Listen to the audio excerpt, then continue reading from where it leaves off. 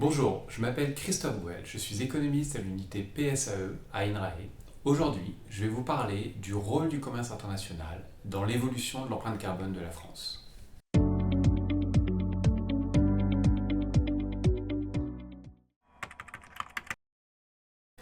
Je me concentre sur 2000 à 2014, une période marquée par l'essor de la Chine et la crise de 2008.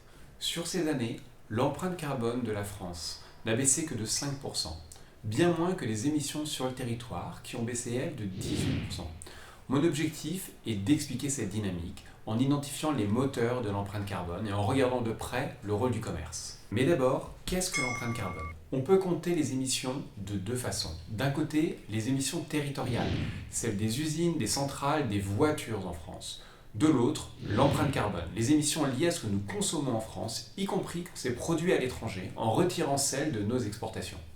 En 2014, 54% de l'empreinte carbone française venait d'émissions réalisées à l'étranger, soit 9 points de plus qu'en 2000.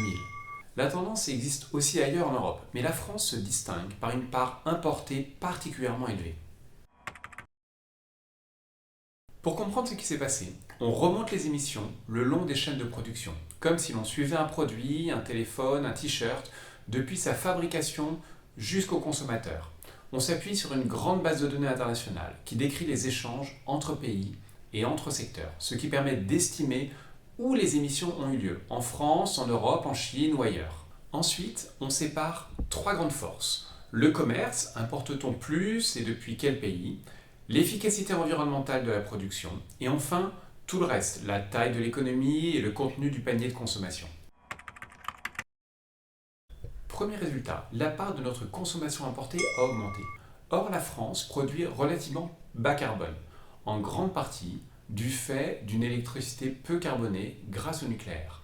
Donc remplacer une production française par un produit importé tend en moyenne à augmenter l'empreinte de la France. Sur le graphique, c'est la contribution de l'ouverture commerciale en vert foncé. Deuxième résultat, il n'y a pas qu'importer plus, il y a aussi les sources d'importation qui comptent.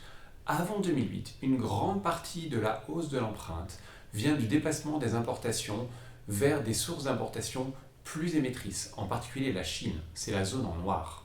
Au total, les composantes liées au commerce ont augmenté l'empreinte d'environ 103 millions de tonnes d'équivalent CO2. Mais en parallèle, le progrès technique, en vert pâle, l'a fortement réduite, et c'est ce qui finit par dominer en fin de période. Cela mène à un troisième résultat, plus contre-intuitif. Une grande partie de la réduction de l'empreinte carbone de la France provient de progrès techniques réalisés à l'étranger. En effet, quand nos partenaires produisent avec moins d'émissions, cela bénéficie aussi à notre empreinte du fait que nous importons leurs produits. Sur une réduction totale de 182 millions de tonnes liées au progrès technique, 106 proviennent de l'étranger, soit 58%. Ce travail montre deux choses essentielles. D'abord, dans une économie très ouverte, on ne peut pas juger les progrès climatiques uniquement à partir des émissions sur le territoire. Ensuite, si l'objectif est de réduire l'empreinte carbone de notre consommation, il faut compléter les politiques nationales par des actions qui tiennent compte des chaînes de valeur.